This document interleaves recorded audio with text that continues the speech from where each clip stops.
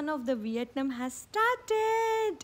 And ఇక్కడ మాకు హోటల్లోనే buffet పెట్టారు. ఈ బఫేలో ఏమున్నాయో అసలు నాకు ఏం అర్థం కాలేదు. చాలా రకాలు ఉంటాయి, ఇండియన్ ఉంటాయి, అది ఇది అని చెప్పి తీసుకుపోతే అసలు అక్కడ ఏమేమో సూప్స్ ఉన్నాయి, ఫ్రూట్స్ అయితే చాలా ఉన్నాయి. పాపం వెజిటేరియన్స్కి నిజంగా చెప్తున్నాను, అక్కడ ఫ్రూట్స్ తప్ప ఇంకా అసలు వేరే ఆప్షనే లేదు నిజం చెప్పాలంటే. ఆ సలాడ్స్ ఆ ఫ్రూట్సే ఉండే హోటల్ ఫుడ్లో, నేను చెప్పేది. బయట ఉన్నాయి ఆప్షన్స్. అండ్ ఇంకా సలాడ్స్తో పాటు ఇంకొక పెద్ద క్వశ్చన్ ఏంటంటే, మాకు ఇందులో ఏముంది, ఏది పట్టుకున్నా ఇందులో ఏముంది, ఇది మేము తినొచ్చు. ఎందుకంటే అక్కడ పోర్క్, ఆక్టోపస్ ఏవేవో వండుతున్నారు. సో మేము ప్రతి విషయంలో ఇది తినొచ్చా, ఇది తినొచ్చా అన్న ప్రతి క్వశ్చన్ ఉంది మాకు. సో ఇక్కడ మ్యాష్డ్ పొటాటోస్ అండ్ ఇవి ప్రాన్స్ అన్నమాట, రాడిష్ సూప్, ఇలా 2 సూప్స్, 2 ఫ్రైస్, అండ్ వాటితో పాటు మెయిన్ కోర్స్ నూడిల్స్ కానీ లేకపోతే పాస్తా కానీ అలా పెట్టేవాళ్ళు. అండ్ మోస్ట్ పక్కా పెట్టే ఒక డిష్ మాత్రం వచ్చేసి ఫ్రైడ్ రైస్. సో నేనైతే సగం పైన అద్దినే బతికాను, egg fried rice. And specially అక్కడ మేము ఇండియన్స్ తినలేకపోతున్నామని మా కోసం రైస్తో పాటు ఆలూ కర్రీ పెట్టారన్నమాట ఈరోజు. సో వాళ్ళు పాపం చాలా ట్రై చేశారు, అయినా కూడా మేము కొన్ని తినగలిగాము, కొన్ని తినలేకపోయాము. అండ్ ఇంకా అక్కడ వచ్చేసి మాకు కాఫీ కానీ వాటర్ కానీ డీటాక్స్ వాటర్ అని అలా అన్ని రకాలు పెట్టారు. అండ్ జ్యూస్ పక్కాగా పెట్టారు. బట్ అయినా కూడా మేము అక్కడ మన అపెటైట్కి సెట్ అవ్వదు. సో ఇండియన్స్కి మాత్రం నేను కరెక్ట్గా చెప్తేది ఏంటి అని అంటే, అక్కడ ఫుడ్ మన అపెటైట్కి సెట్ అవ్వదు. సో అక్కడ మనం మోస్ట్లీ స్నాక్స్ మీదనే డిపెండ్ అవుతాము. సో మాకు పక్కనే హోటల్ పక్కన అనుకుని ఇట్లాంటి స్టోర్ ఉందన్నమాట. ఈ స్టోర్లో అన్ని snacks, so vegetarian snacks, non vegetarian snacks అన్నీ దొరుకుతాయి. కొంచెం చూసుకొని తినాలి, ఎందుకంటే ఇక్కడ పోర్క్, బీఫ్ చాలా ఈజీగా దొరుకుతాయి ఈ స్నాక్స్లో కూడా. సో మనం కొద్దిగా మనం ఏదైనా పిక్ చేసుకునేటప్పుడు ఇంగ్రీడియంట్స్ చూసి పిక్ చేసుకోవాలి. అండ్ ఇక్కడ ఏమంటారు, షాప్ కీపర్స్ చాలా స్మార్ట్. వాళ్ళు గూగుల్ ట్రాన్స్లేట్ వాడి మరి వాళ్ళు ఏమనుకుంటున్నారో మనకు చెప్తారు, ఎందుకంటే మనకు వాళ్ళ భాష అర్థం కాదు అన్న విషయం వాళ్ళకి తెలుసు కాబట్టి. సో నాకైతే చాలా ఇంటెలిజెంట్గా అనిపించింది. సో అండ్ మనకి ఇక్కడ మనీ కూడా చాలా డిఫరెంట్ అనిపిస్తుంది. మన ఇండియన్ మనీకి వీళ్ళ మనీకి, వీళ్ళు అసలు మనీ కౌంట్ని చెప్పలేరు నోట్తో, అంత హై కౌంట్. సో వాళ్ళు చేసి చూపిస్తారు. అండ్ నాకు ఇంకొక విషయం బాగా వెరైటీ అనిపించింది ఏంటంటే, ఇక్కడ వీళ్ళ దేవుడికి బీర్, స్ప్రైట్, థమ్స్అప్ అన్నీ పెడతారు. ఎవరు అని అంటే దేవుడు అని చెప్పారు. అసలు నాకు చాలా వెరైటీ అనిపించింది. ఇది మీరు ప్రతి షాప్లో చూస్తారు. అండ్ ఇంకొక పిల్లి బొమ్మ కూడా ఉంటుందన్నమాట గుడ్ లక్ కోసం. ఆ సెటప్ అనేది మీరు ప్రతి షాప్లో చూస్తారు, ప్రతి రెస్టారెంట్లో చూస్తారు. అండ్ ఇక్కడ మేము ఒక ఇండియన్ రెస్టారెంట్కి వెళ్ళాము, మా హోటల్కి కొంచెం వాకబుల్ డిస్టెన్స్లో. అండ్ మేము వెళ్తున్న దారి మొత్తం చూస్తే అసలు నైట్ లైఫ్ వీళ్ళది భలే బాగుంటుంది. ఆల్మోస్ట్ ఆల్ ప్రతి రెస్టారెంట్కి బయట సీటింగే, ఇట్లనే బయట కూర్చుంటారు వాళ్ళు, బయటకే తీసుకొచ్చి సర్వ్ చేస్తారు. ఈవెన్ ఫుట్ మసాజెస్ కూడా బయటనే జరుగుతాయి. సో నాకైతే చాలా వెరైటీ అనిపించింది. అండ్ మేము డే 1 స్టార్ట్ చేసాము. మా హోటల్కి రైట్ ఎదురుగ్గా ఈ చర్చ్ ఉంది. నేను వెళ్దాం అనుకున్నాము. మేము పొద్దున స్టార్ట్ అయినప్పుడు అది బంద్ ఉంది, మేము రాత్రికి వచ్చేసరికి మళ్ళీ బంద్ ఉంది. అది మేము ఓపెన్ చూసిందే లేదు. సో ఇలా మా డే 1 స్టార్ట్ అవుతుంది. అండ్ మేము ఫస్ట్ డే 1 ఎటు వెళ్తాము అని అంటే, లేడీ బుద్ధ అని ఉంటుందంటే ఇక్కడ statue of lady Buddha. So మేము అక్కడికి వెళ్తాం ఫస్ట్, అండ్ అక్కడి నుంచి మన జర్నీ స్టార్ట్ చేద్దాం. అండ్ మీరు గమనిస్తే ఈ రోడ్స్ ఇవన్నీ మన ఇండియన్లానే ఉన్నాయి. అంటే మనం ఊటీ అటువైపు వెళ్తే ఎలా ఉంటాయో అలానే అనిపించాయి. నాకైతే వెరీ స్పెషల్ ఏమనిపించలేదు. And here we have reach the statue of lady Buddha. Lady Buddha అని అంటే అంటే ఆమె చేతిలో కమలం అవన్నీ ఉండేసరికి ఐ థింక్ లక్ష్మీదేవి రూపం అని అనుకుంటున్నాము. అక్కడ వాళ్ళు చెప్పడం కూడా గాడెస్ అన్నట్టే చెప్తున్నారు. సో అండ్ ఇక్కడ ఒక టెంపుల్ ఉంది. అండ్ టెంపుల్ పక్కన మనం ఏమైనా గిఫ్ట్స్ కొనాలంటే ఆ ఏరియా కూడా ఉంది. సో అండ్ ఇక్కడ చాలామంది టూరిస్టులు ఉన్నారు. And it's a very very big tourist spot in Vietnam, మేమున్న దనాంగ్ ఏరియాకి. So let's look into it. And ఇక్కడ టెంపుల్ ఉంది, పదండి లోపల ప్రే చేద్దాము. మనం వాడే టెంపుల్స్కి కానీ లేకపోతే మన ఇండియన్ టెంపుల్స్కి కానీ వీటికి చాలా డిఫరెన్సెస్ ఉన్నాయి. మోస్ట్లీ అయితే అక్కడ మొనస్ట్రీస్ టైప్లో ఉన్నాయి. అండ్ డెకరేషన్ కానీ లేకపోతే గోపురాలు అవన్నీ మీరు చూస్తే mostly Chinese and Japanese type అనిపించింది నాకైతే, ఆ స్ట్రక్చర్స్ కానీ అవన్నీ. అండ్ ఇక్కడ మీరు చూస్తే ఇక్కడ బయటవి ఉన్నాయి చూసారా, ఇవి ఏంటి అని అంటే ఫుల్ లెంత్ డ్రెస్సెస్ వేసుకొని వెళ్ళాలన్నమాట. సో ఎవరైనా నిక్కర్ లాగా కానీ లేకపోతే ఏమన్నా షార్ట్ డ్రెస్సెస్ వేసుకొని వెళ్ళుంటే ముందు అది కప్పుకొని దాని ఇలా లంగా లాగా ఉంటుంది, అది చుట్టుకొని టై చేసుకొని లోపలికి వెళ్ళాలి.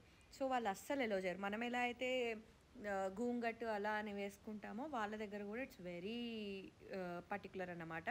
అండ్ ఇక్కడ ఇలా మోకాళ్ళ మీద వంగి ప్రే చేయాలి. మనం ఎలా అయితే చర్చ్‌లో ప్రే చేస్తామో అలా. అండ్ ఇక్కడ పెద్ద బుద్ధ విగ్రహం ఉంది. అండ్ మొత్తం ఆల్మోస్ట్ గోల్డ్ అలానే ఉందన్నమాట. నాకైతే నిజంగా చాలా మంచిగా అనిపించింది.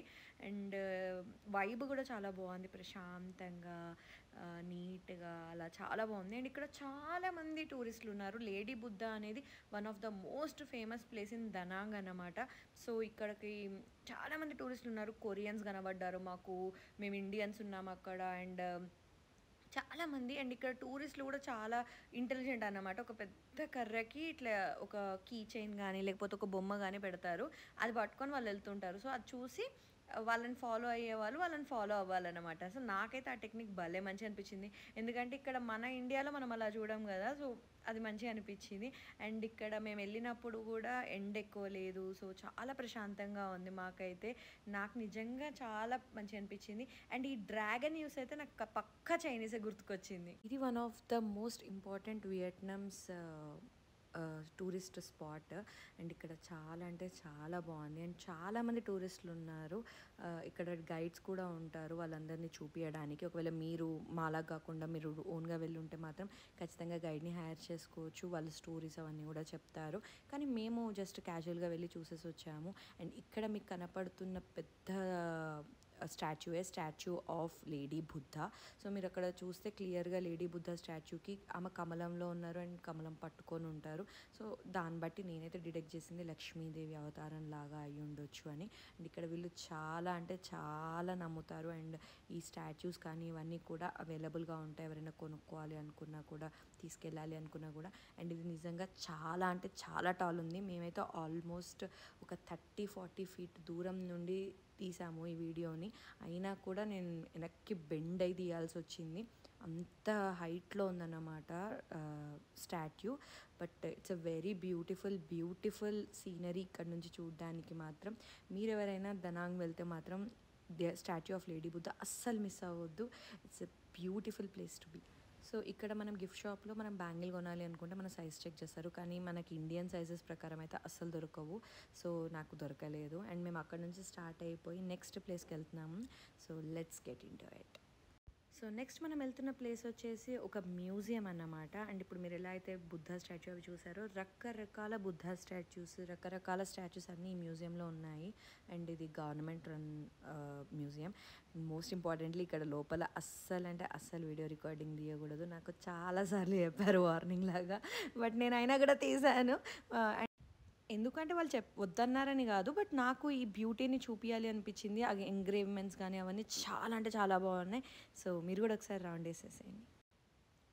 సో ఇక్కడ ఉన్నాయన్నీ జేడ్ అని ఇవన్నీ ఉన్నాయన్నమాట. మనం వింటూ ఉంటాం కదా కొరియన్ డ్రామాస్ అవి. ఎవరైనా మీరు బాగా చూస్తుంటే మాత్రం ఇవన్నీ మీరు బాగా వినడం చూసడం చేసే ఉంటారు.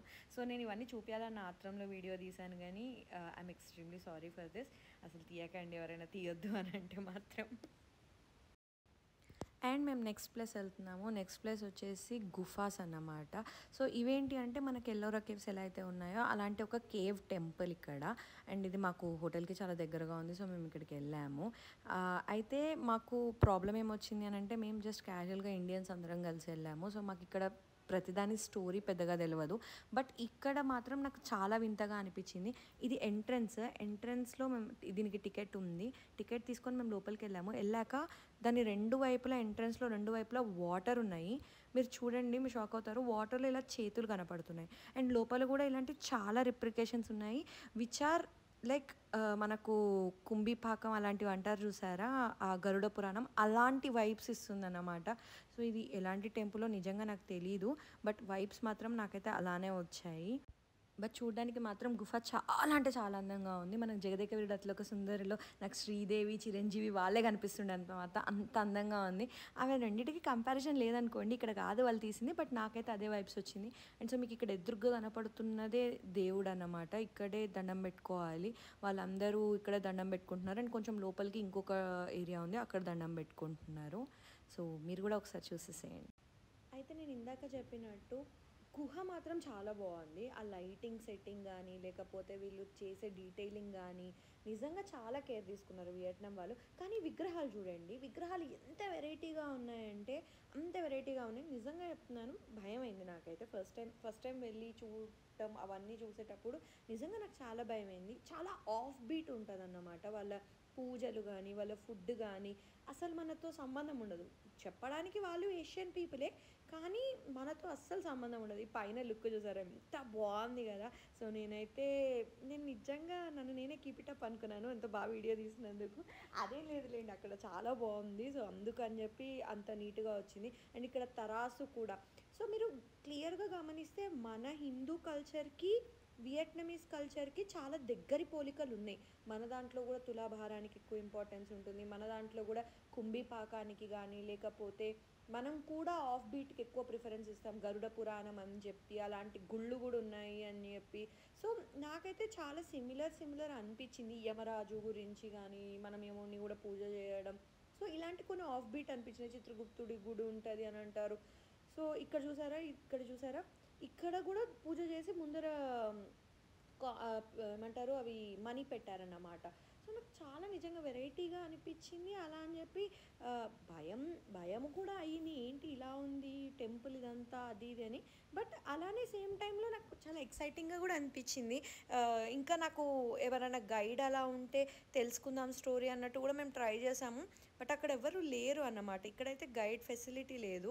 బట్ చూడటానికైతే నిజంగా చాలా వెరైటీ అనిపించింది. ఇప్పుడు ఇది చూడండి, ఇలా ఇలా అన్నీ వచ్చి ఉండడము నాకు ఒక రకంగా సూర్య బం సూర్యుడి వాహనం అంటారు కదా! అలాంటి లుక్ వచ్చింది. అండ్ విపరీతమైన ఉడకపోత. నార్మల్ ఉడకపోత అయితే కాదస్సలు.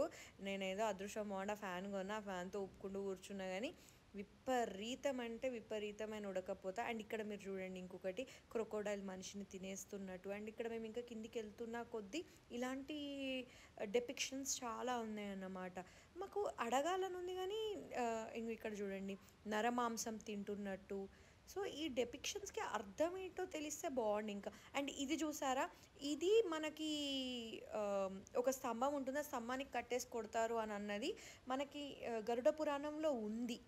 అబద్ధాలు చెప్పిన వాళ్ళని ఇలా చేస్తారు అనో, లేకపోతే అఫైర్స్ పెట్టుకున్న వాళ్ళని ఇలా చేస్తారు అనో నాకు కరెక్ట్‌గా తెలీదు. బట్ అలాంటిది ఒక గరుడ పురాణంలో కూడా ఉంది అన్నమాట. అలాంటి సేమ్ శిక్ష. సో, నాకు అలాంటివి చాలా రిలేషన్స్ అనిపిచ్చాయి. ఒకవేళ మీకు ఎవరికైనా గరుడ పురాణం గురించి తెలవకపోతే ఇది ఒక లిస్ట్ ఆఫ్ బుక్. మనం ఏ పాపం చేస్తే మనకి నరకంలో ఎలాంటి శిక్షలు ఉంటాయి, వైతరణి నది దాటే ముందు. సో, ఇలాంటియన్నీ ఉంటాయి. అదొక ఆఫ్ బీట్ బుక్ అన్నమాట. సో, నాకైతే అదే అనిపించింది బాగా.